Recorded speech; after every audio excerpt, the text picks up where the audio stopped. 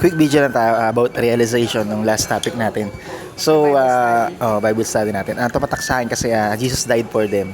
Ayun yung pinaka-word, Jesus died for them. Ayun yung pinaka-tumatak sa Sinabi mo amin. na yung sagot eh. Hindi, yun nga yun. Kumbaga, ano yung gagawin mo?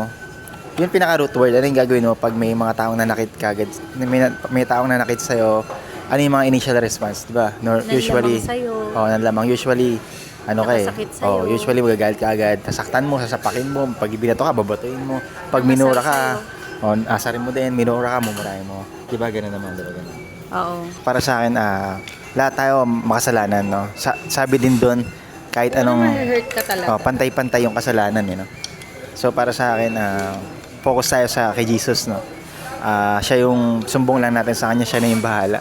Siya yung kikilos. Tayo, behave lang, humble. Yun, humbleness. Siyempre, ang initial response ko, masasaktan, normal.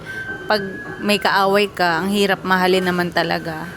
Buti na lang talaga, hindi ako yung namatay for them, sa mga taong nakasakit sa akin.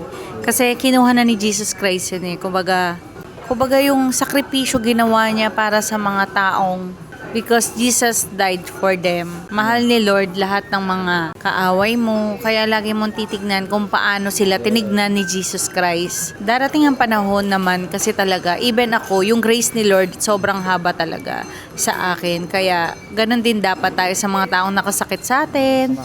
Oo. 'Di ba? Kailangan din natin kung gaano ka grace si Lord sa iyo, dapat ganun ka din sa kanila. Yes. Mapagpatawad. Forgiveness. Is Humbleness, forgiveness, and focus kay Jesus. Yeah. para walang bigat